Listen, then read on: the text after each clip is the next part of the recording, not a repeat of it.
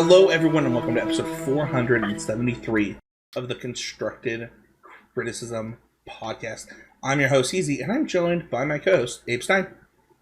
Yo! And Mason Clark. Hello. You feeling better, Mason? For the most part, yeah. My throat's got a little bit of a scratch in the back, but besides that, I'm basically good to go. So, Mason, we're on episode 473 of Constructed Criticism, which is also close to the number of push-ups that the Oregon Duck mascot had to do for how many points their team scored in football this week. Mason, do you love anything enough to do 563 push-ups? but does the duck love it, or is the duck paid? That's what I'm asking. I mean, I'm sure they're on scholarship, but the way that it works, Mason, is the Ducks, every time the Ducks score, Puddles, the mascot, does push-ups for how many points the Ducks have scored.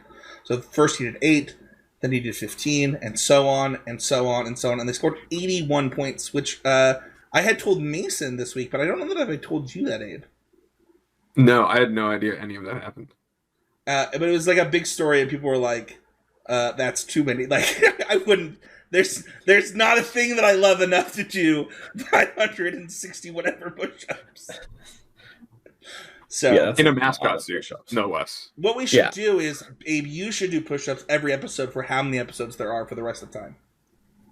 I think that I shouldn't do that for a couple of reasons, but I think I'll do it once you've done it for all the episodes you've been on, and I'll do it for all the episodes I've been on. Oh man, I like the Uno reverse card there. Let's get into the main topic. We're not have always improving this week because it's the pick 2 set review, blatantly lifted from Even Odds Pod. Rest in peace. Just it's our version of the pick the set review.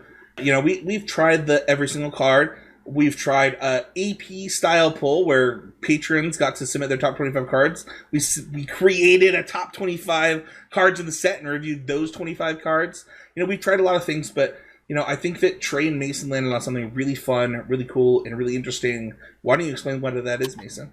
Yeah, so when you listen to a lot of set reviews, a lot of them do like top 8 or top 10. And when they say like they're number 9, they say something along the lines of like, yeah, so this card's like kind of something I want to hopefully have, blah, blah, blah. And sometimes they don't say that. And it puts a lot of pressure on you, the listener, to sort of parse like, okay, you know, like, do they mean this card's as strong as like the 4th card or whatever, you know? Like, obviously it's a little lower. It was number 9, you know?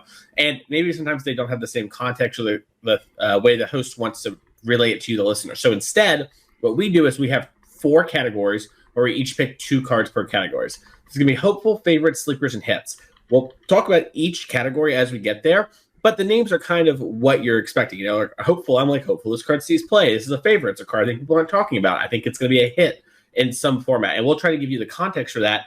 And this way, we get to talk about a bunch of different cards, give you the context you want to hear about it, and maybe sometimes talk about cards that might normally not get the list because it's like, oh, it was a top 10 show, and Mason, you know, really likes this one card, but doesn't really fit, and we have to have 10. So this is our little middle ground and the way that we like to do set reviews around here. Awesome. Well, let's start with hopefuls. Hopefuls are going to be those cards that we think Magic would be better, or that the format would be better, or that we would be excited if they saw play. Hey, we're going to start with you. What is your first hopeful for this set?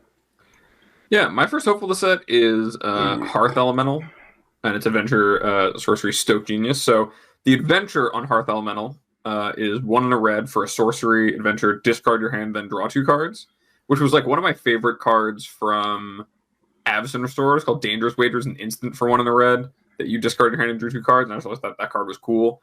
But Hearth Elemental itself is a 4/5 for 5 and a red, and it costs X less to cast for X's number of cards in your graveyard that are instant, sorcery, or cards with an adventure.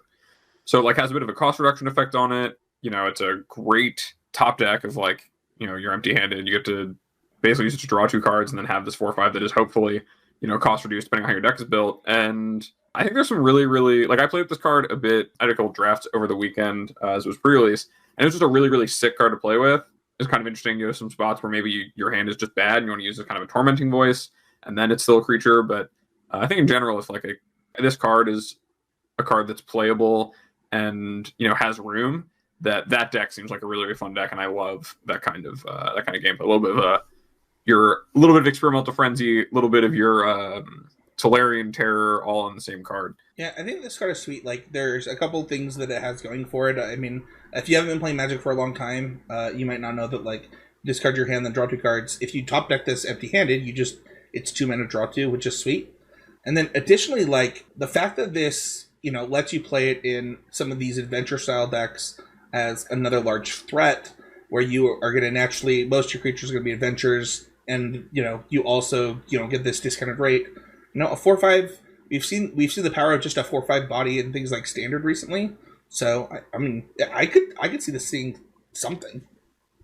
Yeah, I also think it's really good in Modern with the dredge cards, right? Like, just being able to discard your whole hand, and then things like Life from the Loam, etc., will discount this a little bit. And you don't really plan to play it as a 4/5, but sometimes you don't have anything else to do with your mana. Maybe you're loaming, right? You're getting some lands back. Just incidentally, playing this for 2 or 3 mana after you kind of popped off and put a bunch of things into play is like a serious thing for that deck. And it's less card than some of the other cards they play, but having this sort of option really changes the way those decks can be built. So I really like it, not only for maybe its standard implications, but also its more eternal format implications.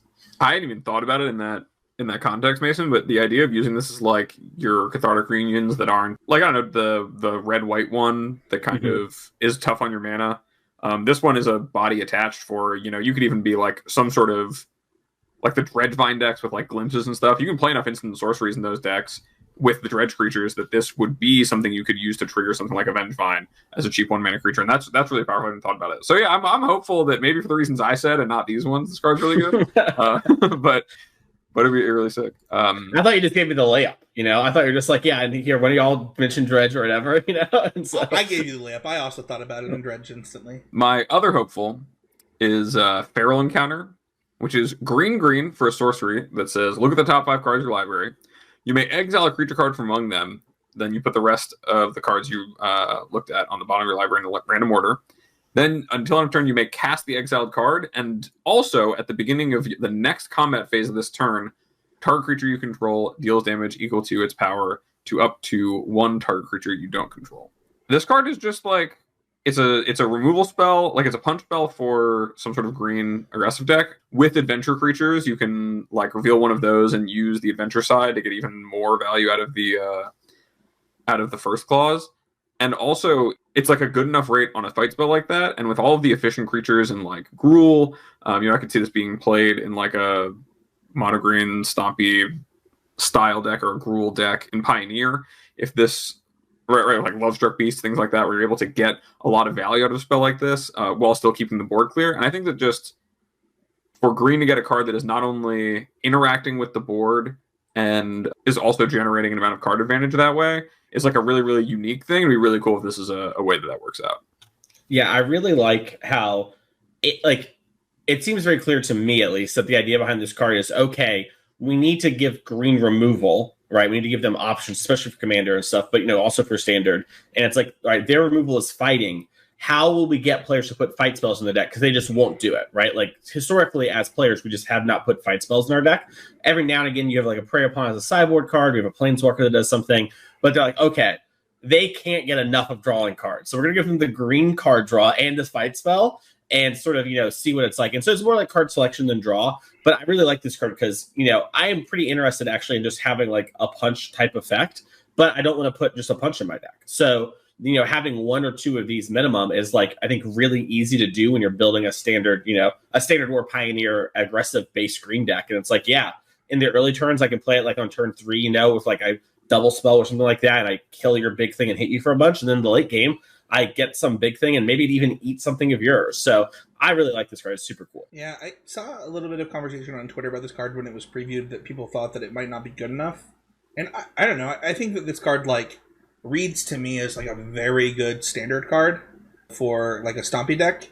And then I certainly think that there are potentially Pioneer decks. We have stompy Pioneer that's not been good because Mono Green Devotion is so good. But there's a world in which Mono Green Devotion either gets banned or goes away, and Stompy would love a card like this, right? Like, it basically becomes 5 mana, draw a card, kill your thing, which I think is a fine 2-for-1 in that format, especially with as many elves as that deck plays.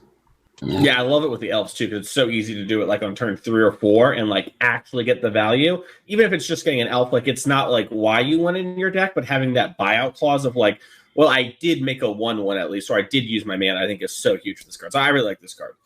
My first card on Hopefuls is Royal Treatment along the green line. So this is green for an instant. Target creature you control gains hexproof until end of turn. Create a royal roll token attached to this creature. Somehow I feel like I always end up saying the first time with a weird mechanic, so I'll quickly explain rolls. There are 6 of them. They are basically enchantments that go on your creatures and provide a passive effect. I'm not going to talk about all 6, but the royal one is +1/+1 and it has ward 1. So this card is like the new age Ranger's Guile. Ranger's Guile was the same card. You put a +1/+1 counter on your thing. Your saga, your enchantment's basically doing that and gain hexproof till end of turn. This is doing that, but also providing ward for the future. So I think that there's like this style of deck of like green light kind of protect your thing in Pioneer that could really benefit from something like this, because if you put this on your Saram, you draw a card, I believe. I actually need to double check Saram, but I do believe Light Pause triggers and you search your deck. And so there's a lot of, I need to double check the rulings on that to be sure, because I know the updates haven't come out yet with all the rulings at the time which we were recording this. But just in general, even that doesn't trigger it, getting those enchantments and having it literally be an enchantment does count for some of the other cards. And things like Ethereal Armor and all that glitter do care about it. So having a protection spell that does that, I think is really nice and very interesting. And, I always think those kind of decks are cool. I do think this is like a pretty reasonable card in Standard too. If you have like a low to the ground green aggressive deck, so, removal spells in Standard are kind of clunky sometimes. This is huge. So, and providing that ward 1, I think is just kind of nice. So I don't know how y'all feel about this, but I kind of like this card a lot as like a weird role player. I would be shocked if this card was not good. This card provides actual cardboard or game pieces on the battlefield that matter. It interacts with your opponent while doing it. And those cards are just usually really good. And honestly, I don't like this card. Like, I'm hopeful this card's not good, because on like Mason, I don't like those decks. I think that, Ward 1 is just Thalia. Like, let's be honest. No, but I think that this card is probably quite good. Yeah, I mean, Snakeskin Veil is already a card that has even recently been, playable in Standard. A card that, +1/+1 counter sticking around makes it like, valuable in keeping your creature grown. This is just better than that. And like Spencer said, like the added layer of, okay, you went to kill my creature, I've now protected it.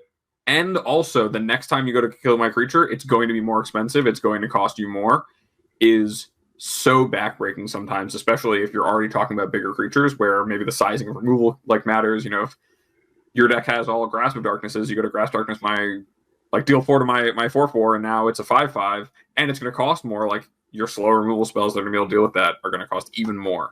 And so it's definitely, it is worth synergies included. It's a really, really powerful card. It is worth noting that you can interact with the enchantment rather than the creature if that's important for some reason during some time in the game. But I feel like that won't come up as often as people were making it out to be, like on Twitter. If my opponent wants to disenchant my +1/+1 counter, I'm pretty down with it. Yeah, but sage you my roll token, please. I dare you. No, I by the way, I went and looked it up while y'all were talking. Light Pause will trigger says when an enchantment enters the battlefield. So that's something that, to keep in mind. But regardless, I do think it's kind of cool. I'm excited to see how that goes off. My next card is also using the roll mechanic, and this is Spiteful Hexmage. This is a black for a creature human warlock 3/2, 1 mana 3/2. When Hexmage enters the battlefield, create a cursed roll token attached to target creature you control. So the cursed token is the negative roll. So it actually makes the creature's power and toughness 1. So in this case, if this was your turn 1 play, this would be a 1 mana 1/1. I think there's enough ways with Bargain to sort of get rid of the cursed roll if you want something like that for Standard. Like Candy Grapple is a -3/-3, but it can be -5/-5 if you sack a token. So then that unlocks this. I also think this card's really strong with active treason effects. Things like Claim the Firstborn, for example. Those kind of things where you take the thing and then play this to put it on that and then unlock your 3/2. I don't think it'll be a ton of for that reason, but I'm really hopeful that something like this is playable, because I think it's really cool. It opens up a lot of ways to like, okay, hey, I'm really appealing. I have a lot of appealing subtypes. What do you do with that? And how are you going to solve my riddle? Is something that I think is really interesting, but I don't know exactly how to solve the riddle. I'm thinking upgrades, people. You know what's better than an 0/1 nest token? That's right, a 1/1 nest token. I don't know. I'm just saying. No, that's a great point. Like Ghost Rider, there right? are O1s that that pieces of cardboard that see play that this upgrades. I'm just throwing that out there. No, that's a great. I had not thought about things like Ghost Rider and Pioneer. I can't remember the name of the thing in Standard, but yeah, like that's a great way to like actually power up a thing in your aggressive deck. So that's a great way to look at it. Yeah, there's also the angle of like with the way the roll mechanic works, each creature can only have one roll from a player at a time. So you play this on turn 1, something gives it a roll, on turn 2, or even down the line, your other hopeful, Mason, like you could theoretically just jam it on there and get in for 4 if you really were like, yep, this is what the game's about. 4/3 ward on turn 2. Dude, like, that is got to be the most tilting attack too. They're like, Bloomy Marsh, play this, attack with my 1/1 into your 2/2, and you're like, oh my gosh. Yes, I'm taking it. Yeah, I love it. There's a lot to do with this card. It's pretty cool to like. It does offer a really, really cool puzzle. Vince, what's your first hopeful? My first hopeful is the world's first hopeful. This is Elusive Otter. I cannot express the joy in my heart when this card was previewed. I sent it to my wife, who doesn't even play Magic. And I was like, look at it! And she's like, oh my gosh, they're making a good Otter Magic card? And I was like, let's go! So this card is 1 for a 1/1 Otter Prowess. Creatures with power less than Elusive Otter's power can't block it. It also has an adventure for Green X Sorcery, Grove's Bounty. Distribute X 1/1 counters among any number of creatures you control. It was really interesting. The first time I saw this card, I was actually on a call with Matt Kling. And I read this, and he goes, I think this card is just better than Soulscar Mage anyway. Like, just at rate. And I don't know if I agree with that, but I do think that, like, it is good enough to change the way that we both construct and think about our prowess decks. And it seems gas to me. Like, this card seems really good. And I'm also really hopeful because I would love this type of deck both in Pioneer and Modern to exist again. Because I think we were talking about it a few weeks ago, Mason, when you and I did the show together, about kind of a lack of aggro representation in Modern right now. And I would love to see this deck in Modern. I would love to see it in Pioneer. It was one of my favorite decks in Pioneer before EI got banned. I don't know, what are your guys' thoughts?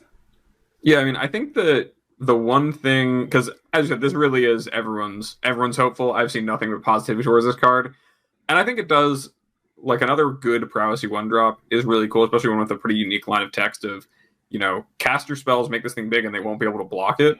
Like, you're not going to get your big Soulscar Mage chump blocked. The biggest thing I fear about it is that in Modern right now, playing X1s that are not, like, exactly Ragavan, or like it's a really, really high bar to clear to be able to play something with 1 toughness.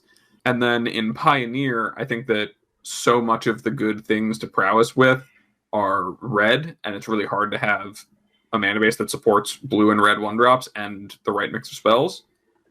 But like those problems are ones that are not necessarily permanent. They're not always how things are going to be. And especially in Pioneer, like the mana could get good enough, or there could be enough.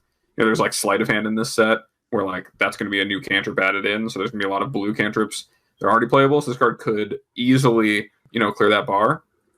But it is really cool to think about, like, just even a new shape of the prowess decks that's more blue-based rather than red-based for that reason, right? Like, you have Blister Coil Weird, you have, Elusive Otter, which feel like, when you think about it from only the perspective of Monastery Swiftspear, Soulscar Mage, as like, oh, they're like the 3rd best prowess 1-drop. But you think those as 1 and 2, you can start to build your deck in a different way and play a different suite of interactive spells. And I think that's really, like, a really potent thing to be able to consider. Yeah, I feel like we're also not talking about the adventure part of this enough, which I understand for Pioneer because it's hard. But this card also is an adventure creature. I don't even know if we read it, but you can spend green and X to distribute +1/+1 counters. And that matters, I think, a lot for the like viability of this card and spend like Modern, where having like a stomping ground in your deck, it is not 0, but it is a lot easier to do. And then suddenly you have this issue, right, where you want to have enough threats in your deck, but you also want enough spells. And this card suddenly, you can just spend G just to trigger prowess, or you can also, if it's your only card off the top, just go G, all my mana, buff up my, Soulscar Mage, attack you, right? That sort of play pattern I think is pretty huge. And we have had Blister Coil Weird in Pioneer for a while now. And I think that, that hasn't been enough, but I think maybe 16 to like maybe 14, something like that, prowess creatures could be the thing that goes the distance. And if you can, use pathways enough to cheat the otter maybe in Pioneer, there's a shot. But I do think it is a little bit of an uphill battle. But I really think this card has the snuff to like be good in a prowess deck. And I think prowess decks are already pretty good. And so really to me, the question is like, okay, currently prowess decks are DRC and the 2 prowess creatures. How many otters do we want? But even just 1 or 2 otters, I think changes the number, of 1-drops you have pretty significantly, like consistently having one. And then, like I mentioned, just G, trigger your prowess or spend all my mana is like, I think, a real buyout clause to this card. Not one I want maybe 4 of, but maybe one that I do want to have access to. So I like the otter a lot, and I wrote about it for Pioneer. And I think that, there's a chance that it does do something there, because that deck was really good, but a lot of that had to do with EI before. Yeah, I want to address something that you said, Abe, that this is something that has come up before, where it turns out that, like, sometimes we as Magic players have heuristics about mana and how they work in certain formats, and then it takes something to break those heuristics for us to check ourselves on it. And I have not done this yet, but I do wonder if there's a world in which, like, we do the math, and it actually makes a lot of sense to, like, play, like, a Temur deck with the lands that we have available in Pioneer to make sure that we are able to hit the right lands, and then we play, like, green protection spells and stuff in addition to this as, like, a way to be like, all right, we're, like, a true rug deck, but none of our stuff ever costs more than this, and, like, our mana base is a little painful, but it's actually better than trying to be red-blue.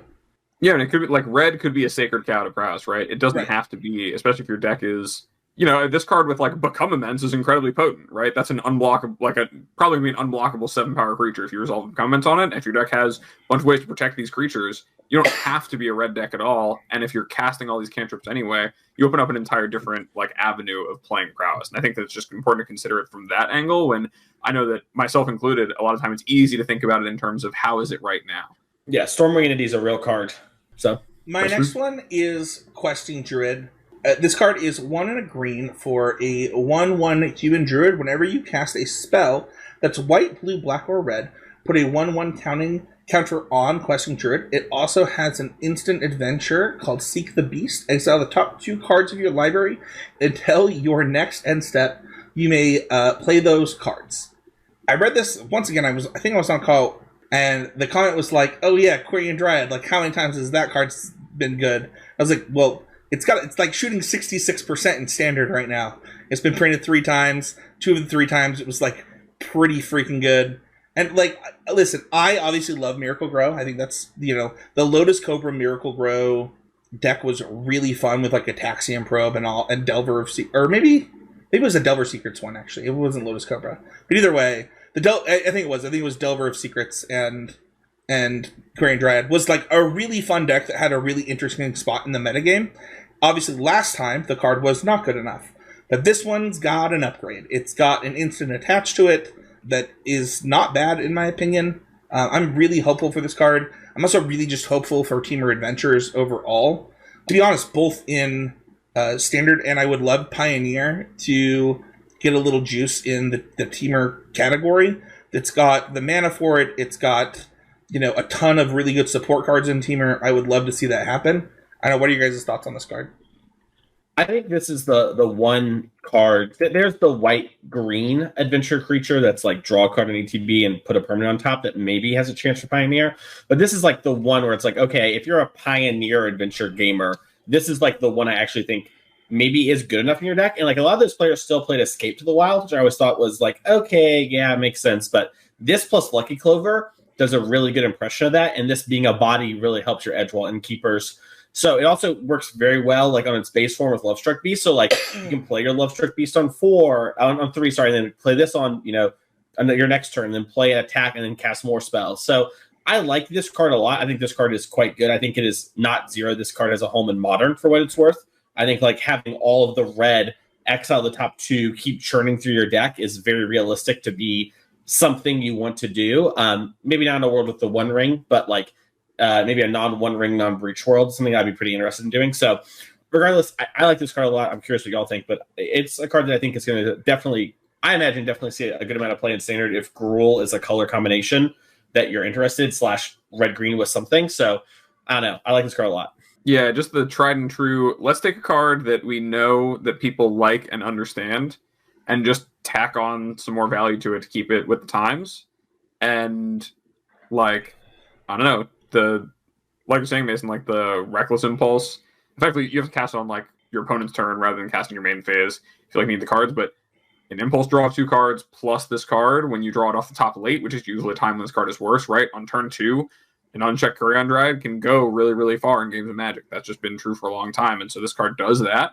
But also, it just has a little bit of a failsafe of when you draw it in the mid to late game, it still is providing some value and even fueling itself a bit. And that's just how good that will be is yet to play out. But how good it is a card we all as a community understand how it works. And so I'm pretty old with this one too. Yeah, I'm actually it's interesting because I think that a lot of people have come into Magic when Courion Drive was printed last time, or it wasn't good, where they're like, well, this card was bad last time. It's like it also didn't have support last time.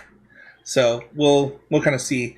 Our next category is sleepers. These are cards that we think maybe aren't getting the love that they deserve, or maybe they're getting love, but maybe we think that they need love in other aspects or other places. I'll go first with this one. My first card is the Iron Crag. It is 2 generic mana for a legendary artifact. You can tap to make a colorless, and whenever a legendary creature enters the battlefield under your control, you may have it become a legendary equipment artifact named Everflame Hero's Legacy. If you do, it gains 3 to equip. Equipped creature gets +3/+3 and loses all other abilities. So I've actually seen this card see some love from Commander players. That this is actually quite a really good inclusion in Commander. And my thought is like, this card seems better than a lot of mana rocks that we've gotten, or a lot of other mana spells that we've gotten recently. 2 mana to make a mana is just a good rate. Like, there's a reason that they don't print it that often, and there are control decks that often want like a mana rock or like 2 mana rocks, and I think that this card fits in those style of decks really well. Well, it might not fit in my favorite style of deck, like an all-out ramp deck that's like really trying to go hard, where drawing multiples of these would actually be like almost suicidal at times. I think this card is weirdly not getting enough standard love, where that there are going to be plenty of decks that would be happy to play a 2 mana rock with upside. Yeah, I mean, going from 2 to 4 just in general, something they've been very cautious about for good reason, especially the way that things are, like having access to more mana and doing stuff is really, really good. It being legendary, meaning you don't necessarily want to play a bunch of copies of this, because it's not like you play 4 Mind Stones and do that because the effect is that good. You can just like cast your extra Mind Stones, But if you draw 2 of these, it doesn't necessarily do the same thing. But it's definitely like, if that's a good thing to do at all, playing 2 to 3 of these and saying, I want to, if I have draws where this is my opener and my top, 10 cards, it's just going to be good. And, you have enough legendary creatures to make it so that the payoff of I was up a mana, now my, random creatures lying around are stronger is just, it's really potent. It's a card that could go really far, because just getting 1 mana ahead is a lot. We have a Legends deck already in Standard that already has an insane 4-drop in it, and has ways to discard excess cards that you don't want. Yeah, I'm curious how, that was something I was thinking about, was like in Esper Legends, am I interested in this?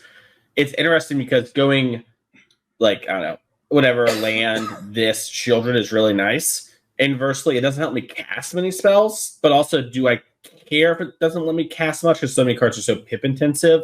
Like, I don't actually mind that much, and you can like weasel in things like, this pays for the colorless of Adeline, so you do Adeline plus a 2, but also just like becoming an equipment that gives +3/+3, I think is really interesting. And I think that's something that maybe it's like hard to grok when you read it, because it is kind of a confusing read, I think.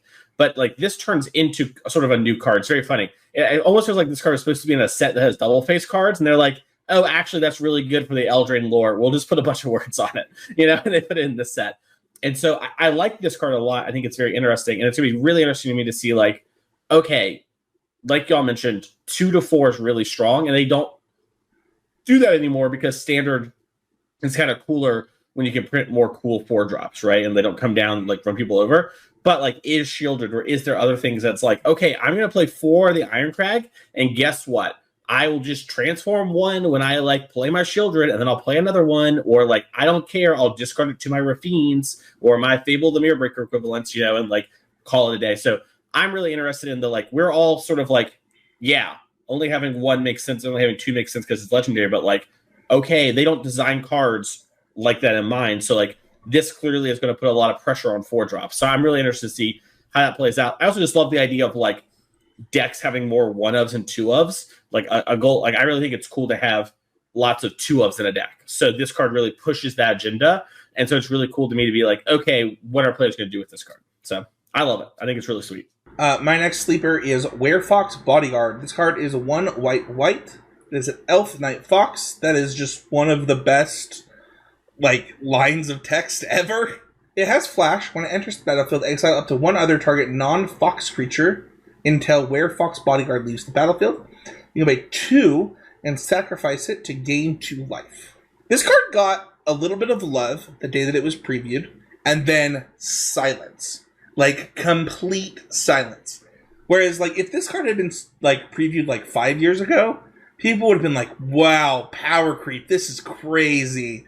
This card has, like, value when it gets removed. It has flash. Why does it have flash? What is happening? I think this card is just, like, total gas. Like, just actual gasoline. I'm very curious to see how this card lays out because they have just done this every other set now for like 2-3 years, really since COVID, where it's like, okay, you've known the best like Banisher Priest of all time. Here is like maybe a better one or a situationally better one. And they just keep doing it. And they keep seeing like a decent amount of standard play from Skyclave Apparition to Brutal Cathar to now this. So I'm really curious to see, all right, where does Werefox Bodyguard actually land? Because I do think like the flash on this card is super big and plays like a huge part of it. And also the like buyout clause of like, oh, it's going to die to removal spell. Well, I had Savannah laying around. I'll gain 2 life, is super nice, but also can like work in weird combinations where maybe you're playing this with your Wraths, and then like it comes down early, it eats something in combat, eat another thing, then you pop it, then you play your Wrath. I don't know. I think it's really interesting. And I think this card is quite good. And I'm curious just to see how it plays out in Standard. It's so crazy how good this effect is with Flash because it allows decks that, like, I don't know, like you could play this in a deck that is playing a lot of permission, like a lot of soft counter magic, and then decide, okay, I'm going to let that flip through because I can grab it with this thing. And then now I have a clock in play. Like now I'm able to pressure whatever's going on. And that's just like such a potent and like sometimes dangerous effect that this card really, really, and it speaks to me as someone who likes playing those decks historically. I like a good flash creature that does something. And yeah, like what you said about sacking it to be able to set up like your Wraths if the deck also has, more of that, or I mean, any have life gain synergies, things like that. It's just, there's a lot on this card to make it push where already I feel like that effect at flash, like you give me Banisher Priest with flash, I'm excited. Like that card already, gets the juices flowing, gets me going. Here's a thought I have in the back of my head. I think we all agree it's at least good. Do we think it's like very good? Because we keep saying the line of like 2012, this would be insane, which is true, I think, of like all the cards we've talked about so far, but this one's just on its face so overtly. Like it is just better than Banisher Priest. Almost all the time, you can't really trick me and say the Fox line of text doesn't matter. You know what I mean? Like I just don't believe you. Like I'm not kidding Mutavaults. So like, what do y'all think? Do you think this card is like? I guess here's what I want. I want the shot call, thumbs up, thumbs down. This is a 4 of in like a standard deck that is like the best deck.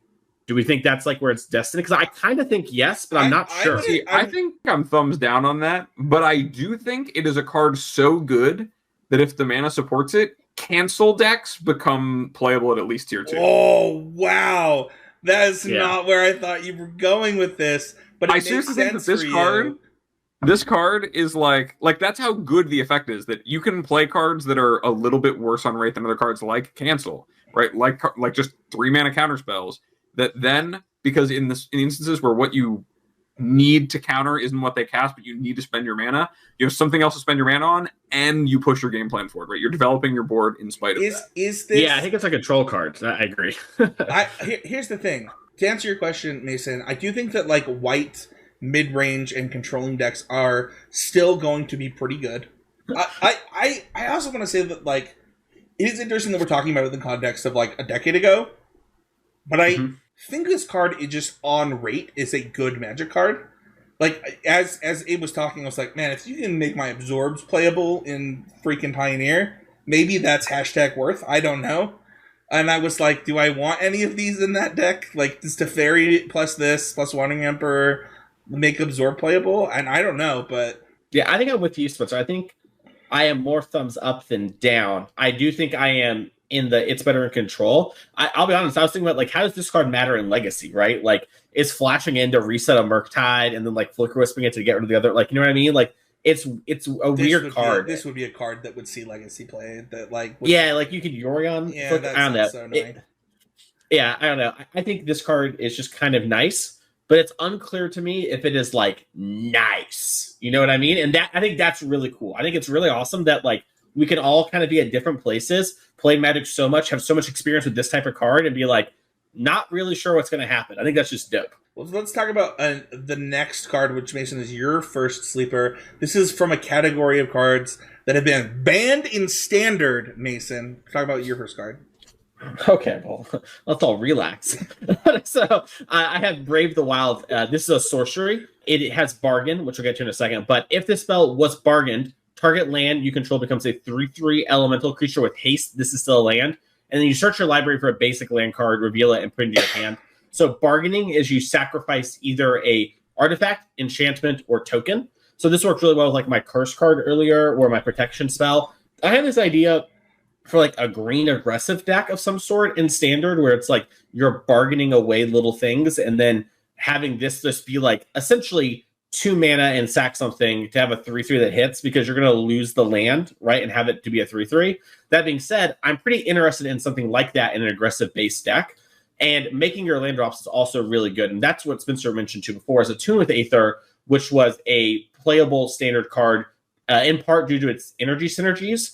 Made it so that card actually got banned because there's too good at enabling 4-color. This could be like a very reasonable thing because in your mid-range grinding deck too, you want to make your land drops. Then maybe there's some incidental thing you want to sacrifice, and then you turn your land to a 3/3 blocker, and you actually replace that land. So early game, you hit your land drops. Late game, you get a 3/3 to block or attack with. I think this card's like kind of nice. I've seen no one talk about it. Green black bargain. Play your black 1-drop on turn 1. This thing, sack it. Attack for 6. Attack for 6 on turn 2, Mason. 6 upstairs. Or you could leave up your land as protection with your other green 1-drop that Mason has already. Mason's got 3 1-drops in its first 3 cards. All of them go in the same deck. Yeah, I'm such a brave innovator picking the 1-mana cards when it comes to the set review. No one's doing it like me. Yeah, those 1-mana cards, they're often not very good. I have a problem with this card. Not that it's not good. I have a hard time seeing this with its caveat needing extra stuff being better than Bushwhack. But maybe I'm too big of a believer in Bushwhack. I'm not sure. I just think that it has competition that maybe in that a deck like that, this would be better. But like overall, if I am trying to pick a lay of the land effect, Bushwhack actually does seem pretty good still. Yeah, I think in my mind, 'cause I had thought about that card too. This card leans towards a more aggressive deck that's like low to the ground, like go wide. But Bushwhack is like a stompy deck, right? And so I really do love sort of, and this is a common trend you're noticing, where I really like that they're trying to get us to put cards in our Standard decks that we normally won't play. And they're like, no, you're going to have more fun if you hit your land drops, play the lay of the land. And they're like, what do we have to do? Like, give it a fight, make it a 3, like, you know what I mean? And they did that with a bunch of the cards I talk about, like the protection spell and Abe's fight spell, right? So I really like that they're kind of pushing that direction. And it seems like Green's getting a bunch of it this set, but I think this card is cool. And it's one of the decks I'm like pretty interested in playing, like a green-black aggressive deck and just seeing like, okay, can I be like a, Golgari Sly deck? So it's going to be cool to see. I am interested, Spencer, like you mentioned, to see how does it work out with Bushwhack, and like, will they compete? Will decks play a mixture, because like this one's pretty good with my friend Bushwhack, So, maybe there's some benefit to having both. But that's my one. And then my next one is a card that we'll get to why I'm calling it a sleeper in a second. So Agatha's Soul Cauldron is 2 mana for a legendary artifact. It says you may spend mana as though it were mana of any color to activate abilities of creatures you control. Creatures you control with a +1/+1 counter on them have all activate abilities of creatures exiled with Agatha's Soul Cauldron. And then Agatha's Soul Cauldron has tap, exile target card from a graveyard when a creature is exiled this way, put a +1/+1 counter on target creature you control. So worth noting, this is also weirdly fringe like graveyard hate. Like if you could just play it and then they go to reanimate their thing or have a spell that flashback, you can eat it. But the main idea behind this card is you exile a creature, and then all your creatures with +1/+1 counters gain that creature's abilities, the activated ones, and then it also gives the counter, so it turns something into that. So this card in Modern has weird implications with Yawgmoth's deck. And first, you can exile Grist, because Grist is a creature in the graveyard, and then even though your creature isn't a Planeswalker, it does gain the loyalty ability, so it can only go up at first, but you can go up and then mill, and then all your creatures that +1/+1 counters have that ability. You can also give Yawgmoth's ability to create the combo. So both those things are pretty interesting. And like people are pretty quick to figure out that sort of thing on Twitter. The crazy part to me is I have seen no one talk about our Lord and Savior Griselbrand with this card. And that's the thing that I'm like, wait, but like now I have like 8 Necrotic Oozes. Is that good enough? I don't know. But I think this card's really strong. And I think it is deceptively strong and like very clearly popular for Commander. It's had a lot of hype there, but I don't know. I'm curious to know what y'all think, because I think this is a card that takes like all of our brain power to figure out exactly what we do with it. But I do think there are some messed up things you can do with it. And it's also really good in the Hardened Scales deck. You can make all your creatures into Arcbound Ravagers, all into Walking Ballista. So as a Bazes. So I don't know. I'm going to pass the mic to y'all. Yeah, the first thing that I thought of this is that if this was 1 mana, it would just be played in Hardened Scales. Like that, it'd just be like, yeah, we're just playing this card. You also sound like a man that has been in a room with Jerry Thompson a little bit too much by bringing up Necrotic Ooze and this. I don't know if that came up in conversation, but no? All right, well. No. When I first saw this card, the first thing I thought is, what do I do with Griselbrand? Oh, that's fair. And then the second thing I thought was, does this work with Grist? This seems like a card that if it's good, I will not be happy that I have to play against that strategy. But that doesn't mean that it's not fun for Magic. I think that, I don't know, this card is obviously a big head scratcher. It's got so much text on it that there's a lot to figure out what to do. I think that there's a real, like, the whole Griselbrand thing is cool, Mason. Here's my question for you. You get the Griselbrand in the graveyard. You exile the Griselbrand with the Cauldron. What's your creature in play that is going to have a counter that's going to draw you 7 cards now? I'm not saying that I'm not saying that I've solved the riddle. I'm simply saying that it's interesting to me that no one has talked about this card outside of its like Grist and hard scale capabilities. And I'm specifically highlighting Griselbrand because I think that's the strongest activated ability thing that I haven't seen people mention. So I don't know the exact formula. I just think it's interesting that this card, I think, has so much power to it.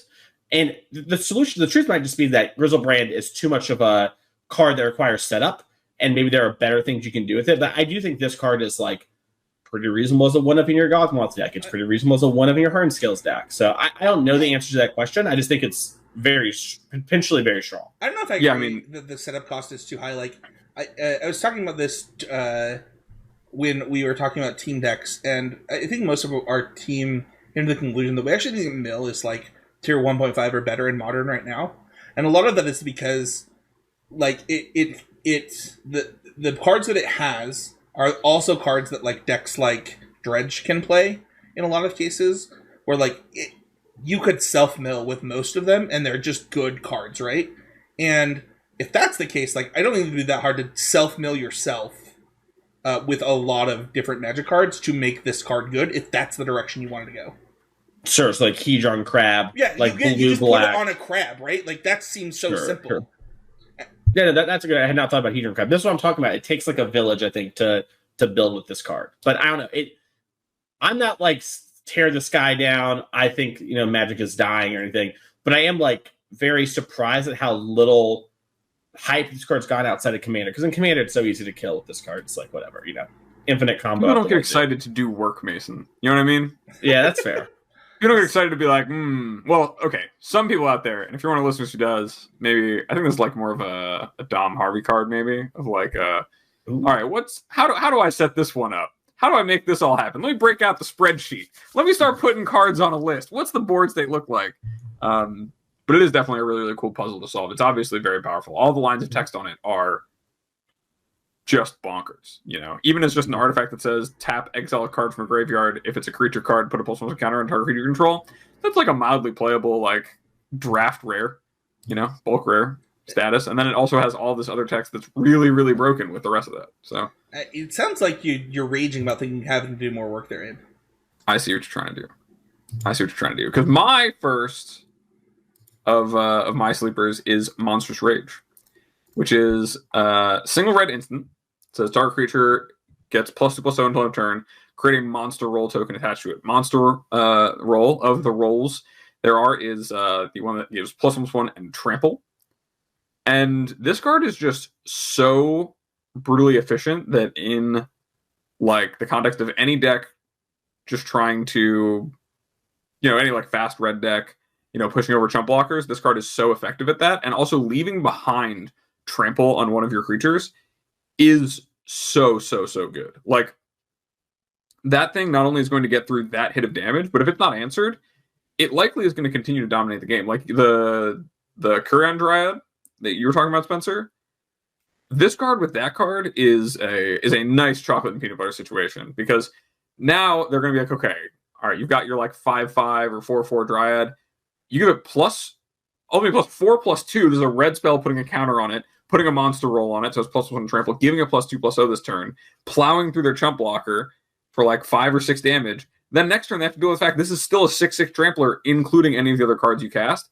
It just has a lot of potential in a way that, like, it's a humble, honest, constructed, playable, I'm going to deal you damage combat trick. And, the world could use more of those. It plays well with a lot of stuff. Mason, do you know what a giant river otter is? Are you familiar with what these are? I'm curious to see how this works its way back around to Monstrous Rage. Okay, so a giant river otter it is the largest member of the weasel family. They are 4-foot tall otters that live in South America that eat alligators. That's their food. And I just want to turn my elusive otter into a giant river otter with this card. I'm down. I'm game. Now it's a 2/2 unblockable for small things. But no one's blocking it the first turn this happens. Hey, you're speaking my language. I do think this card is nice. Yeah, like it's +3/+1 in trample, like good enough as red. Like it's like a Infuriate, I think it's the name of the card. It's like +3/+2. This one, it's +3/+1 for the turn, and then +1/+1 forever, right? That changes the math a good bit. I could see something like this, where you're just like you mentioned, doing that, or just even main phasing and just being like, yeah, this is 3 damage. Taste it, But also there's a bunch of things that trigger off enchantments or whatever. So I really like this card. I think it's really interesting how much weird excess material it leaves behind, and all these things are leaving behind. So I'm curious to see how it goes. Comes with your Phoenix Chicks, with your Monastery Swiftspears. Like Boss Sly, I think even people who were not around when Boss Sly was a standard deck know of Boss Sly, because it's so, it's the $14 red deck with 19 mountains in it or whatever, and this is what you play. And it's the kind of card that really fits in there, and I think that's really cool. My other sleeper is Sleep Cursed Fairy. Get it, guys? It's literally sleeping. No, this card is a single blue 3/3 flying ward 2 that enters the battlefield tapped with 3 stun counters on it. So it means if it becomes untapped, you remove a stun counter from it instead. And it also has 1 in a blue untapped Sleep Cursed Fairy. So this card is just really, really efficient. Like a 3/3 flyer for 1 mana with ward 2. So it means that if you're playing it just on turn 1, your opponent's not going to be able to interact with it while it's getting the stun counters off of it every turn, just from your untap step. But also, it's going to thaw itself out, and you can spend your excess mana on using the untap ability to remove the stun counters, or kind of giving it pseudo vigilance. And this card enables a lot of fairy synergies by having more cheap fairies you can have in play for your cards that care about that in the set. It is just a good clock. It stops small things from dealing with you over the course of the game in your deck that's likely very efficient on the spells it's playing if you're playing a card like this. And I just think I haven't seen much talk about this being a real role player in what maybe fairies, or even to some extent, if you were to go and think about a Pioneer Wizards deck, this is a 1 mana wizard. that could be played there as well. Yeah, I love the point about Wizards with like Wizards Retort with the counter spell. I think that's a pretty real thing I hadn't fully put together, but I like that a lot. Also worth noting, this card is a combo piece with Agatha Soul Cauldron. I don't know if you thought about that, Abe. So, True, 2-mana untap. It's 2-mana untap. You got to think that taps a lot of mana. But I think this card is cool. And I am unclear to me how good it's going to be, but I can see this card being very good. I can also see it seeing no play.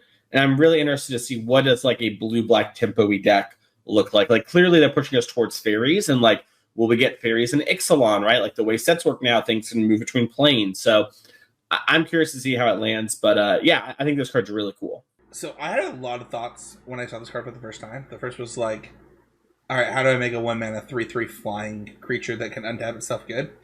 And then I just had conversations about the card. I had not considered something until just this moment, and I'm just saying this out loud, like I haven't considered it much. But this actually just turns on Spellstutter Sprite really well in like Modern. Obviously, you're spending 1 mana, which is like a huge commitment, but I don't know. Maybe it's too late for Spellstutter Sprite in our world of Bowmaster, but if Spellstutter Sprite was like in Pioneer though, I could totally see that being a thing. Yeah, and I think that like the thing that really pushes it over for me and why I think it's a true sleeper is not just the name, it's the wizard thing. I think that like there is a lot out there that cares about the wizard creature type, and there's not a lot of really good 1-mana wizards that allow you to leverage the strength of that. But I could see playing like a blue-red wizards deck, maybe even held up by some of the like tribal lands in Pioneer that uses this card effectively as, hey, I played this on turn 1, now my wizard synergies are on, and the fact that I have these spells I want to cast, I'm going to have this 3/3 that's going to put pressure on you while the rest of my game plan's coming together. And I don't know. We'll see. But I'm pretty hopeful for it. Yeah, I wondered too about, we talked about a couple weeks on the show, I guess months ago now on the show, the blue-black rogues deck, and being like, we kind of like it, but like me personally, I was like, oh, I think you should be playing more things like Lofty Denial as its counter spells, right? And I wonder if there's just like a blue-black flying tempo deck. It obviously has to compete directly with Spirits. That is the bar you have to clear. But, something like that might be possible if we combine some of the rogue cards and the fairy cards and the flying matter cards. So I'm really interested to see what this does, because it is a really appealing card. And once you get it unlocked, having that untap, it's good for attacking and defending. And I don't know. The implication. Yeah. Which is huge, right? Like the fear of, if I attack, I'm going to lose my thing, even though I know I want to do something like Flash and Fairy Mastermind, which is, another really strong fairy. We got Spellstutter in this set too, which is the spell version of Spellstutter Sprite. So I'm excited to see how this plays out. I actually would be curious, like if they gave us Spellstutter Sprite and Spellstutter, like in the next year, like if that would be enough for fairies to just be like, yeah, like we're a real deck again. Like it like, because then you play this on 1 like as just like your enabler that's like impossible to kill, and then the rest of your deck is just on. Like it's on like Donkey Kong. Yeah, I think that would be very strong, would be my guess. But you could obviously, in the context of Standard, go over the top of that maybe. But it might even just be good enough for Pioneer. I my guess is it would be very good at Pioneer. Like, but we already have the rogue fairies, right? So, Mason, let's talk about favorites. We're gonna let you go first, but favorites are the cards that maybe they're they're not the best. Maybe they're just things that we like the flavor of. But what are your favorite cards in the set? Pop off, King. So 2 of my favorite cards. The first one is Extraordinary Journey. It's XX blue for enchantment. Whenever this card enters the battlefield, exile up to X target creatures. For each of those cards, its owner may play it for as long as it remains exile. So it basically kind of unsummons it, but instead of going to your hand, it goes to exile. And then this card has, whenever 1 or more non-token creatures enter the battlefield, if 1 or more of them entered the battlefield from exile or was cast from exile, you draw a card. This ability triggers only once each turn. So what I like about this deck is this is really cool in an adventure deck where you can, play it on turn 2, and it's just like your Lucky Clover of the new set, where every time you cast your thing from an adventure, it's like Lucky Clover meets Edgewalking Keeper, you draw your card. That's really dope. And then in the late game, it's a good way to spend a lot of mana and clear the battlefield and like maybe attack. I think that's really interesting. Everything I also said is inversely true. If you're a blue deck and there's an adventure deck in the format, you can play this on turn 2, whatever. And if your opponent tries to get full value from their adventure creatures, you're going to start drawing a card. And, that's like a pretty interesting thing. So I really like this Journey card. I think it's really fun. I think it's really cool. And it just gets me excited to like try and see what's going on with all of that. And I think it's just like a kind of a good time. So it's just a card I enjoy. I mean, I hope this card is good. I hope it's good enough for Pioneer. I hope we can figure out how to make Team Adventures a thing in Pioneer. Think that like this many Lucky Clovers. Let's go. I don't know. The Lucky Clover is probably not good enough for Pioneer, but a man can dream. I think Lucky Clover might be better than this card. So, well, right. I'm saying like, I'm saying how many Lucky Clovers do we need? Oh, to, like, sure. Yeah. Anyways, my next card is Up the Beanstalk. This is 1 in a green for an enchantment. When Up the Beanstalk enters the battlefield, or whenever you cast a spell with mana value 5 or greater, draw a card. So this kind of card is typically one that I think is kind of a non-starter most of the time. When you have a build-around card, it doesn't do anything when you first play it, and then that makes it a pretty hard sell, right? Like you have to play it and then play another card to get your first value, and then you're kind of like always behind a little bit. This card immediately cantrips when it ETBs, which I think is really appealing. And I think it has a potential place actually in Pioneer, the least in Modern, I'll get to that in a second, and even Legacy. In Legacy, you have things like Terminus, Force of Will, Solitude, Leyline Binding. There's like a lot of things that trigger this, and specifically Force of Will is like a pretty good starting point for any sort of card. So I like it a lot there. In Pioneer, I like it because they actually still have Yorion, which you do in Legacy as well, to be fair. But Yorion, you cast it, you want to play some number of enchantments that you can flicker and kind of get advantage out of. This is a great way to sort of, help smooth your draw early and trigger things late. Also, Pioneer has the Fire Inventions. Yorion deck is like the most popular one that plays a lot of 5-drops. So like, with that, sometimes the problem is you run out of steam. So this card kind of helps with that. So you can also sack it to your Ignamic Incarnation to grab a 3-drop. So I think this card's pretty interesting. I think it's actually the least likely to see play in Modern, which is where a lot of people think it's the highest because their Fury, Solitude, Leyline Binding are such big parts of it.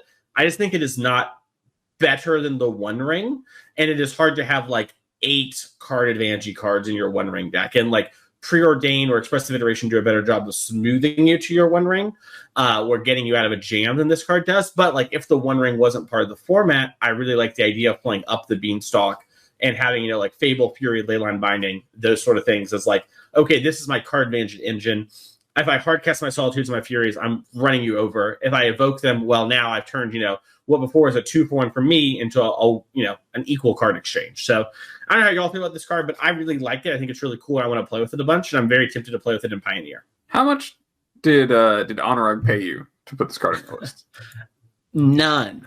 Yeah, I'm not sure I buy that, but no, this card is really sweet, and I think that obviously it's pretty obvious what the good things to do with it are. If you're trying to push the boundaries of it, right? Spells like the Evoke Elementals, Delve spells, cost reducer spells, those are all great ways to trigger this. So you're getting a card for cheap, on top of getting the card that it comes with. But also it comes at the cost of, usually you have to jump through some hoops to make that happen. So it's a card that plays really, really differently depending on how your deck is built, and always has like a pretty, regular payoff of, okay, I'm going to get a few more cards because my deck is doing this thing it already wants to do of make something cheaper. But it will be interesting to see, how much that really matters. I think Legacy is actually where I'm the most, I guess I have the most hope for it, because I think that in that format, it's still a format where getting an incremental advantage or a few incremental advantages over time means the most. I think right now in Modern, like you're saying, Mason, like the One Ring kind of trumps what this is trying to do in terms of mana invested to get cards back out. But, getting 2 or 3 cards ahead in Legacy, especially on a permanent that is not easy to interact with. A green enchantment in the Legacy format, practically indestructible. Practically a Shroud, honestly. And so that being a way to get ahead on cards is just pretty strong. I am trying to decide if this card is better or worse for being 2 mana in Enigmatic Incarnation decks. The thing we talked about that deck a bit, where I guess I think I had misspoken on the podcast where I was telling Abe that I thought that deck was like an ETB Seal of Fire away from like being really, really good. and I can't decide if this is the same situation where like that deck has 2 mana red removal, where if it had 1 mana red removal to go along with Chain of the Rocks, it'd be really sweet. And I can't decide if the 2 is better because of the increase in like the stuff you can get, or if it's worse because you can't play with your tap lands as easily.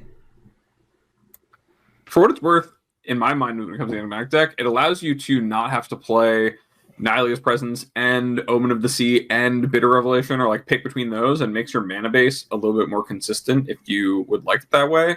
I think the biggest issue I see for it there, which can be fixed and can be messed with, is that your big things are Leyline Bindings, your handful of 5-drops you have for when you do have like an extra Fires, an extra Enigmatic to sacrifice the Enigmatic, or 7s. So it's very rare that you're going to trigger this thing naturally.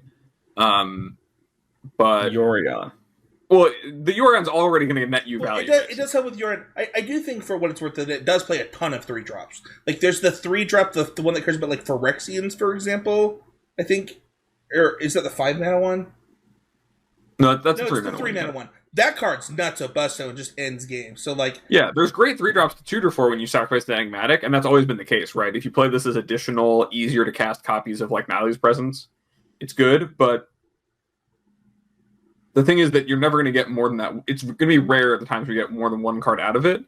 That it is a real cost to think about when it comes to, would I rather play this, or would I rather play, Bitter Union, or would I rather play Omen of the Sea to be able to get the Scry 2 out of it initially? And so it's just it's something you got to think about. But I could see worlds where the deck is built to take advantage of it, and that being really good. I'll go next for favorites. My first favorite is my favorite card in the whole set. It is Bramble Familiar. It is a elemental raccoon. Got otters and raccoons. Let's go. It's a 2/2 that has tap, add a green. It also has 2 mana, which is 1 and a green. Tap, discard a card, and you can return it to your hand because it also has an adventure for Fetch Quest, which is 5 green. Mill 7 cards, put a creature or enchantment or land from among them, the mill cards, onto the battlefield.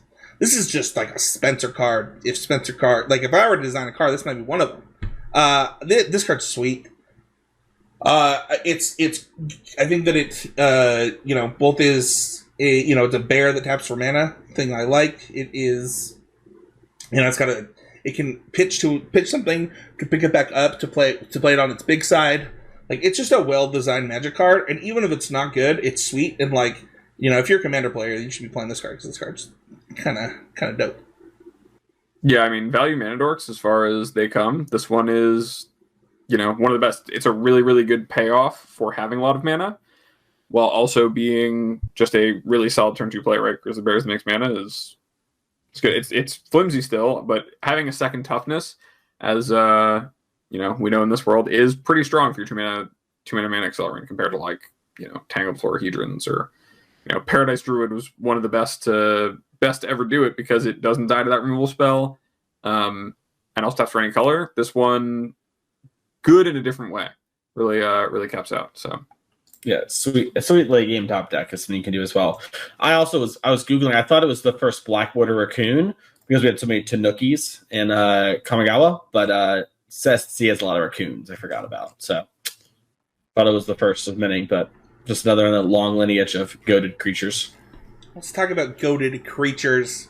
When I'm in for Mason, I'm in for a Teamer 4/4. This card is green, blue, red, legendary creature, giant noble 4/4. Its name, I can't say it. How do you say this? Baluna Grand Squall? Grand Squall.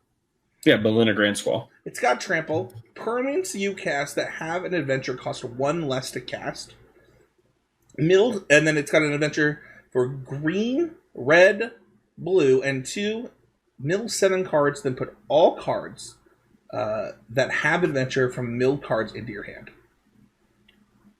I don't know, man. Like, I'm sipping. I got that Cobia mask on, and I'm like, let's do this. Like, let's go. I'm gonna Balloona Matata, baby.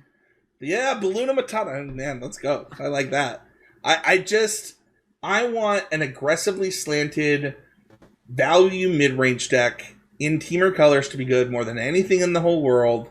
And listen, like, if this is my top end, if my top end has to be on its base a 3 mana 4/4 that discounts the cost of my other stuff, I'm in. Like, I'm in.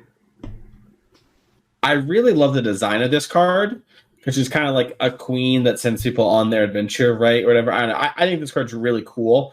This is definitely one of my favorites in the set. I will say, I don't know. It is nice that obviously you mill 7 and then you get all the adventure things back. But Leer actually lets you cast your adventure cards from the graveyard. So I kind of wish there was some way that like her other ability maybe worked with that too. Where I don't know how to make it work exactly, but. And obviously, that's maybe not the most fun thing to promote. But my brain is really fixated on leering my adventures. And so getting this, having it trade, and then leering it, it's like kind of a sweet dream I'm trying to live. And I wish that it all worked together. If this goes to your yard, you can leer it. Yeah, I mean, you can live the dream. I guess what it does is... I don't think I've ever played leer in that deck for what it's worth.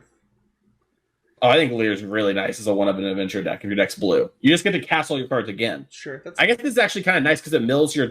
I thought with this, it makes Leer the normal way work. Where instants and sorceries just go to the graveyard too. Your deck probably has some. Yeah, exactly. You got your Bramblepush, whatever the fight one's called. So I like this card a lot. I think it's really cool. I'm excited to play with this card. I hope I open some on Arena. Yeah, I think it's... I just think like we're talking about Escape the Wilds is kind of like a holdover from that deck being in Standard in the adventure decks that people play in like Pioneer and stuff. This card is just a natural replacement for that for a million reasons. Yeah. It's just better in all your game plans. Yep. Hey, what about you? What's your first favorite? Yeah, so my first favorite is Horned Lockwhale. It's another adventure creature. I'm sure you're gonna love that, Spencer. But the creature is a 4 blue 6/6 flash ward 2 that enters battlefield tapped unless it's your turn. And the adventure spell on it is 1 in a blue, instant adventure. The owner of target attacking creature you don't control puts it on top or bottom of their library. I am a huge sucker for, like, I don't know, just blue-eye flash decks. Talk about it a little bit. I like that deck a lot. I grew up playing it. Real nice. Little Azorius Charm your creature. Little flash and a threat. This is both on the same card. What's not to like? It just speaks to me. Really, I also like the idea of, like, a big thing that I enjoyed in like flash-based like control mirrors was resolving your thing on your main phase or whatever, like winning the counter 4 in your own end step, like gets value, and like getting real value out of casting this thing on your turn as opposed to your opponent's turn every time is a really, really nice wrinkle to Flashing 2. So I just really like this card for a lot of reasons. I think that it's just two good effects that are good together. This is reminds me, in the early episodes of CCMTG, Casey Bloodworth and I had a pretty lengthy conversation on the podcast about people misunderstanding Azorius Charm and like considering it kind of a bounce spell when it is in fact a removal spell because you are literally taking the cardboard off the battlefield and putting it elsewhere. That is not in their hand, right? And I think that is underrated a lot of the times because they get in this case they get the option to put it on top or bottom. Like that creature's dead. They have to reinvest the mana for that creature. They have to draw that again if they want to draw it.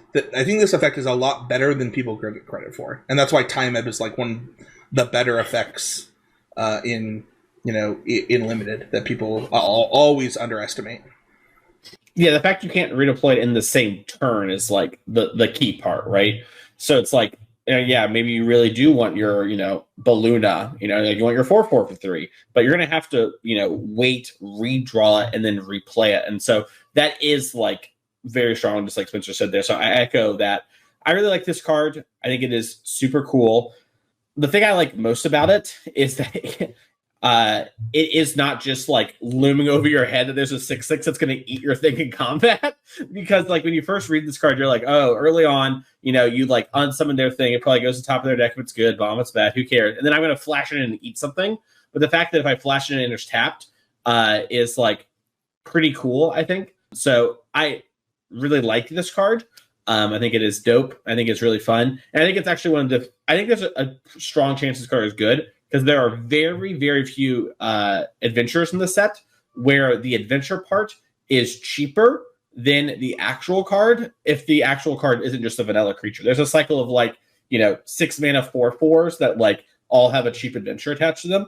There's a cycle of mythics that do it, and we talked about a couple in the set here with the cards Spencer mentioned, but this is one of the few cards that actually like curves into itself perfectly, and I think it's like got a real shot of being good because of that, because that is a big reason adventure creatures are strong, is they fill in their curve naturally, right? Balluna, I think, is a great card, but you don't get to go like Balluna's adventure half into Balluna proper and get like kind of a 2-for-1. You have to like pick to play her early, which is great, or late game you do her other thing, which I think is a more fun play pattern, but not as strong typically. So I think this card's nice, and I bet I'm going to lose to it a fair bit, because War 2 is also not nothing, even though it is a 6-drop. Yeah, I will say, like, turn 1 Amulet, turn 2 put your attacking creature down, a few turns later, flash the Sin, untap it, kill your other things. Great play pattern. No, it's not. I just want to make a joke. Do you think Whale should have Flash? That's my big thing. So I think it's the Horn that gives it Flash, but that would make me also think that it would be able to, like, kill stuff. But I don't know, man. Like, I know it's not technically an actual whale, but, like, those killer whales be seeking those ships, and they do not see them coming. A whales move pretty fast, I think. I know it's a lock whale, so it's like in a lake, so you might not expect it, so you get that element of surprise on it too, you know? I just love that Spencer was like the Horn. He's like, yeah, unicorns and whales, they all be flashing in all over the place. Oh, yeah. And then I was gonna joke on you, make fun of you with rhinos, but the rhinos in Modern have flash. Yeah, they just have flash. Like, so, it's kind of eggs on my face. Checks out. Yeah, I guess the Horn. I need to get me a Horn. The Horn is the key, man. What's your next card? Yeah, my other favorite card actually happens to be one of Mason's hits. So I'm gonna talk about why I like it so much, and then give Mason the floor as why he thinks it's gonna be a player. But it is Virtue of Persistence. This card is 5 black for an enchantment. It says at the beginning of your upkeep, put target creature card from a graveyard onto the battlefield under your control. It is also an adventure of 1 black sorcery adventure. Target creature gets -3/-3 until end of turn. You gain 2 life. So one of my favorite cards growing up playing Magic was Debtor's Knell, which is just the back part of this, like the big part of this card, but for 4 and then 3 black-white hybrid mana. And the problem with it was that I would draw it, and then I would never get to cast it. It's 7 mana. This card alleviates the issue. It's a card that not only do I get to cast for 2 mana, it gives me more time, not only through life, but through, hopefully killing a creature to get to 7 mana. And then the effect of just reanimating up people's stuff is just super fun.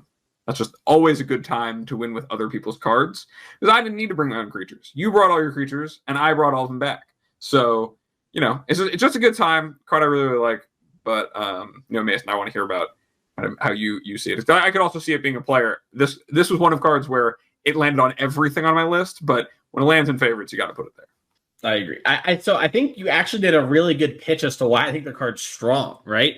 Because the idea of okay, you're in Standard. It's kind of an interactive format. The games go kind of long. Having a thing that's at the beginning of your upkeep, put a creature from a different graveyard onto your battlefield is pretty appealing. That's good. But the problem is, I keep talking about this the whole set review, it seems like, but I don't really want to put that card on my deck because it doesn't do anything. This Virtue has the buyout clause of listen, I can put my hand over the 7 mana part and just look at the bottom left corner and be target creature gets -3/-3 until end of turn. I gain 2 life. I'm down for that. If I'm playing a black interactive deck, or I'm playing, a sideboard Moment of Craving or Essence Drain, which we've seen play in Standard before, which are basically these cards. I'm down to be oh, okay, yeah, kill a thing, gain some life. That is good against a creature deck. And then it's something I can main deck maybe a couple of. And then, it's not the end of the world. And I have this split card that's even if it's just a 1-of, it's yes, sometimes I just early in the game, just, -3/-3 your thing or whatever, it's dead. And then, the game drags on forever. And then I play my Virtue and I take over the game. Or maybe I sideboard these, and that is my win condition against your creature deck, right? I take out all my creatures, I kill all your stuff, and I play one of these, and I take over the game. So I think this card's really strong. That's actually the one thing I hate about it, though, for what it's worth, is that I'm afraid it might create decks that are no creature control decks. I think that Standard's really hostile to that, and Magic has adapted where that's not doable. But that is my worry with this card, is that oh no, someone's just going to have a million kill spells in this, and it's also a kill spell, and I'll spend 20 minutes. But I think this card's really great. At worst, it's just a good card for black decks against aggro decks. You're trying to kill me really quick, kill your thing, gain 2 life. That's buy a whole 2 turns, go. And then if I cast it for 7, I cast it for 7. So I don't know what y'all think when it comes to the hit, but I think this card is very nice. This card was almost on my sleepers. Abe kind of mentioned how it could fall into like a lot of different categories. And the reason that I had it on my sleepers, for what it's worth, is that the mono white decks in Standard started splashing black for a 7-mana black card not too long ago. And they are already control decks that would be happy to play the front side of this card. I think that this card, I don't think I've seen anybody talk about it very much. And it almost made my sleepers specifically for the white-black control deck. Yeah, and I think, a common thread between this and the whale I just talked about is that it's a card where it really feels like you would play this, pretty decent interactive card anyway, but it also has like the kind of, for you alchemy gamers out there, conjure a insert like 6 or 7 mana spell that you might ever use maybe into your hand.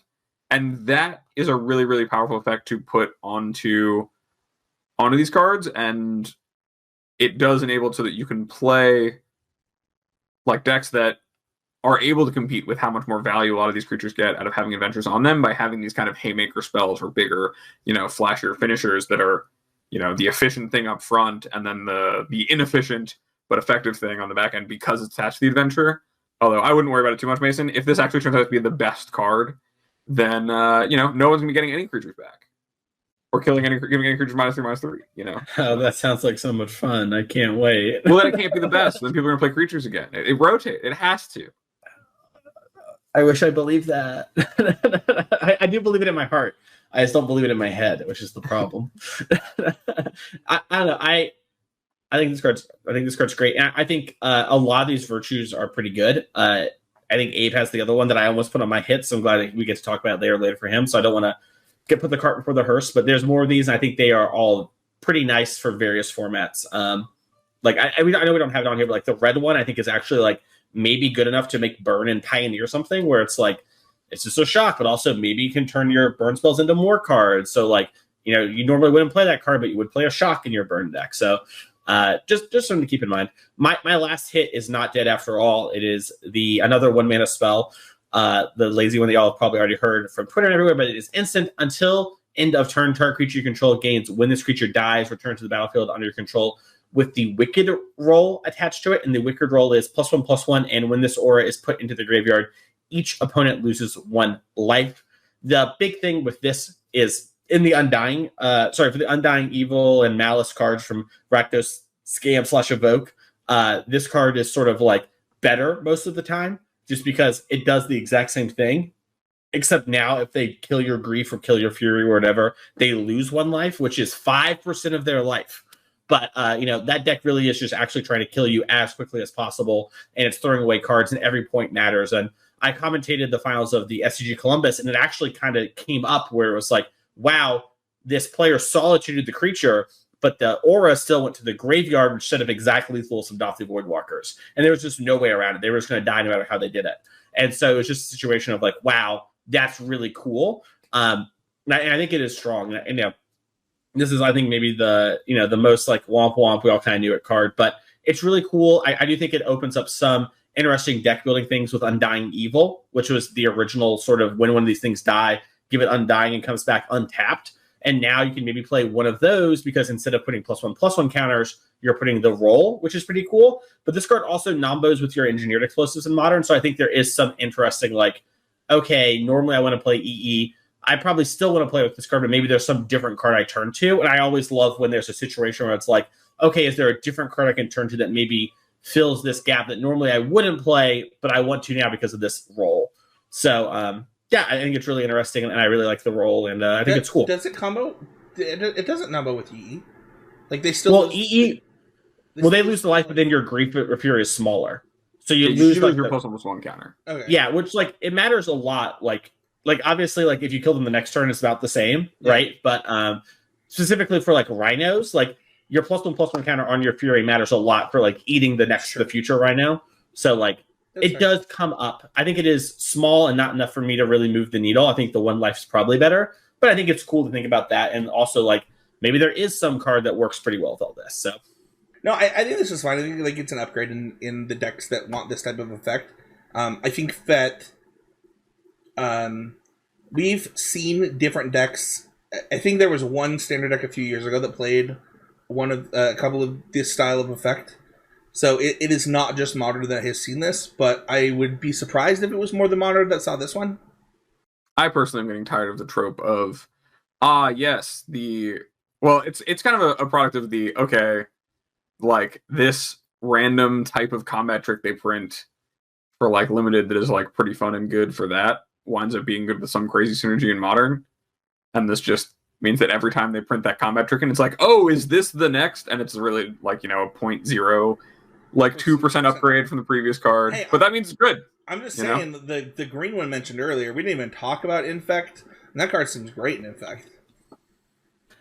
Yeah, I almost mentioned Infect, but Hammer is just so much better Infect. Yeah. But it is true that, like, you have a ton of one-mana hexproof effects now, and it's like, they can't Fury Solitude forever. One of the things that actually is nice with this one specifically, I'll just go back to that card really quick, is that it keeps... I think it's actually really good with giving in the green-black version, giving your Phyrexian Knight even more protection against more things long-term, but I think this card's fine. Like, it'll see playing like in Modern. Yeah, I mean, it's definitely... I actually, one thing, Sensor, I hadn't thought of that you just mentioned was my Spiteful Hex Mage enters with its roll, and then this roll hops on. So in my standard black-green slide deck, I like attack and go bam, and then like we talked about before, like they kill it after I put on my other thing, and then blah blah. So that trade up, and then it comes back.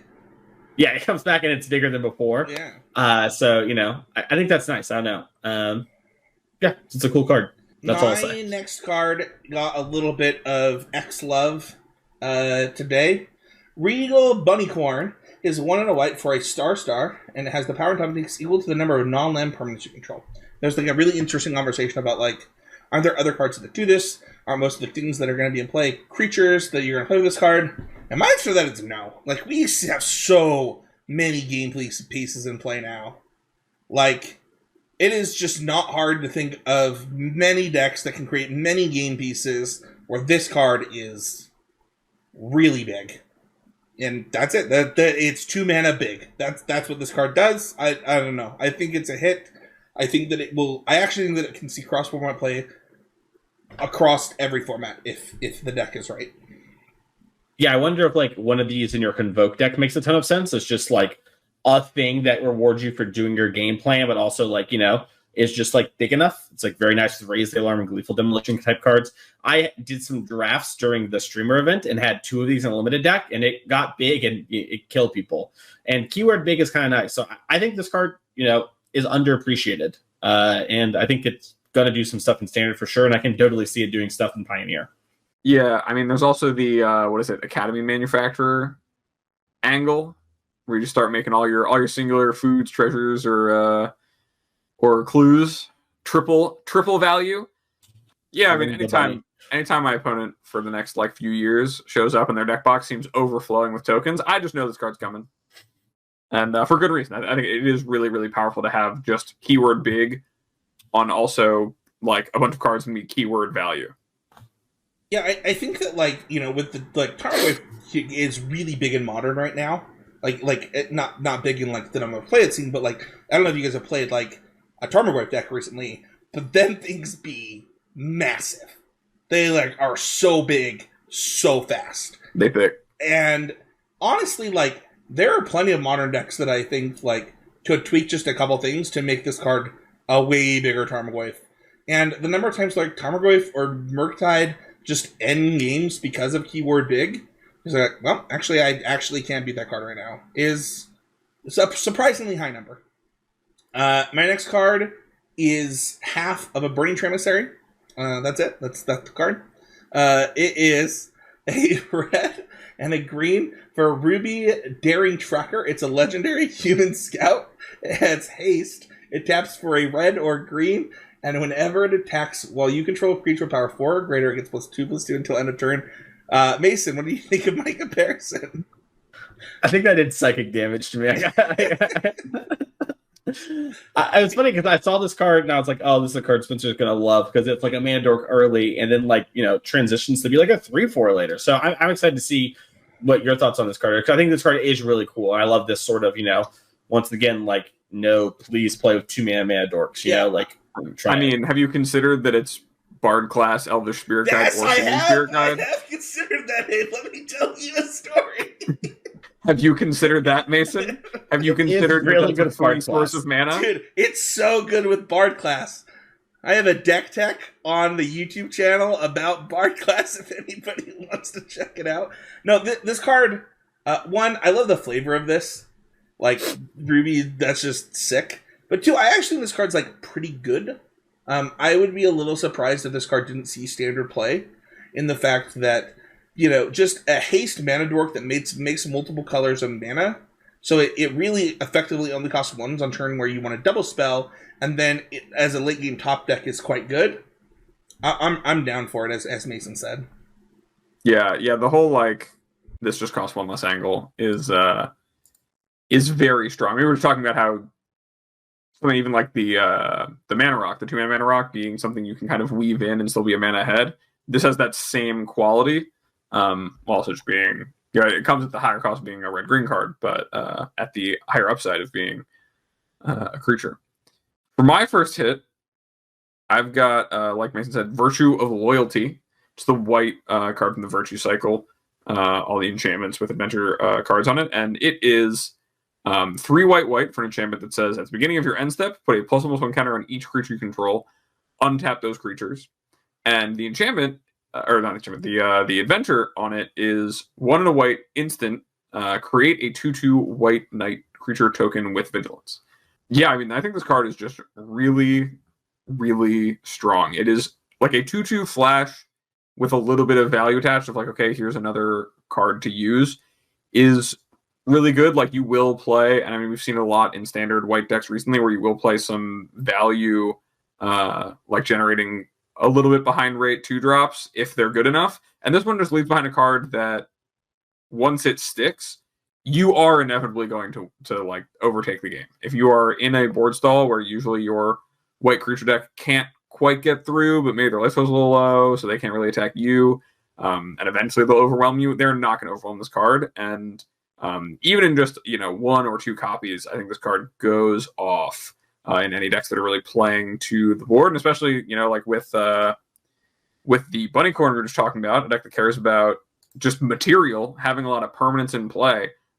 This card also scales well with having permanence in play without just being 1 card that's creature type big. We've seen how big Invasion of Gobrakhan's backside has been. Like, in games when you flip that card, that obviously has the indestructible clause attached to it, but this untapping is really important for creature matchups. Also, like, if you have anything with activated abilities, it's obviously pretty good there if they involve tapping. But yeah, I think this card is really strong. And just like, are you interested in, like, is your deck interested in playing a flash 2/2 with like the knight synergies and has vigilance? Like, if so, like, that's a high bar to clear, to be fair, but like, this card just obviously sticks in. So if you're like an aggressive white deck or whatever, you probably just want to play at least one of these and just be like, yeah, curve out, hold my mana up on the turn, you wrath, I flash this in, and then I play my other creatures I have in hand, or like I play this, and then now every creature I'm playing after this grows, and I have that 1/2/2 that's getting bigger. So I think this card's really great. I think it is very strong, and it's the other virtue that I'm like, wow, this one is like, they were not playing around when they were playing with the virtues. They seem quite strong to me. So I'm curious to see what you think, Spencer. I think this card's good. The untap thing is interesting because you're only going to attack through favorable board positions to begin with, because this happens at the end step. So it just ends the game the first time that you get to untap, because it means that it's over. Like, I already got to attack, and now you don't get to attack. The race is completely shut down. GG's. Would have been good with Bankbuster. You like crew your Bankbuster, draw a card. That'd be sweet. That'd be sweet. I was gonna say the activated ability angle is pretty real.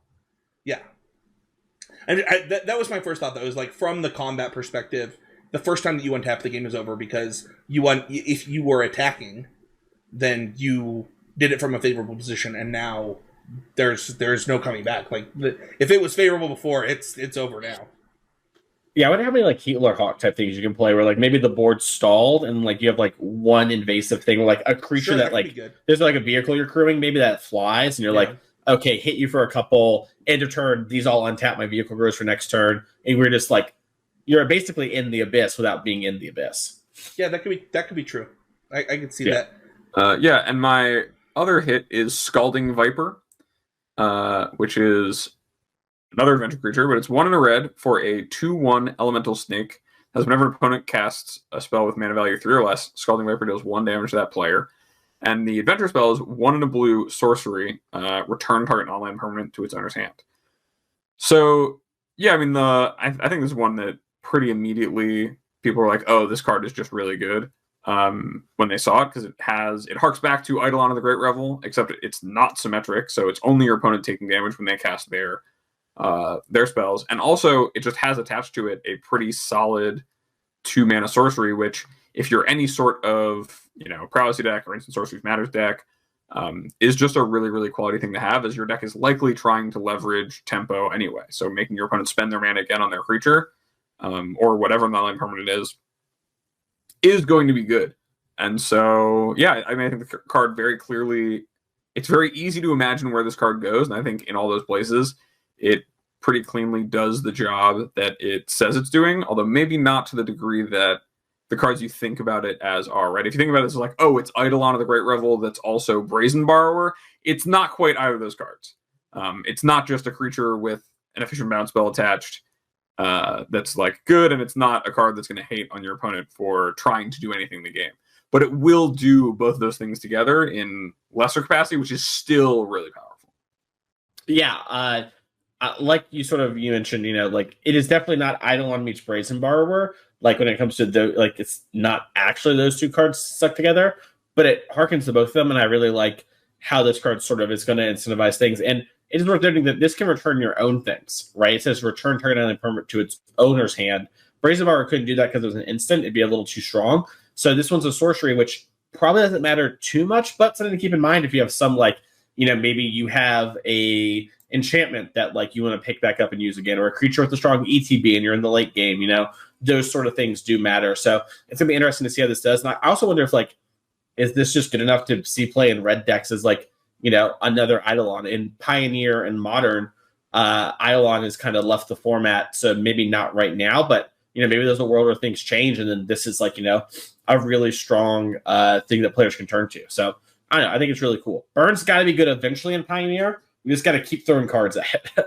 Yeah, it not being symmetrical really helps it there too. And you can pick up your Balloon and Matata. I'm sure Spencer's excited about that. So when I saw this card the first time, I got really excited about it. And the first time that I saw it was in a meme, which was even funnier. And the meme was pretty great. It might actually be our thumbnail for this episode. But the issue is that I read this as an instant on the front half. Actually, it is a pretty big deal that it's not an instant. And maybe like it's going from that high to like going down too low and like adjusting.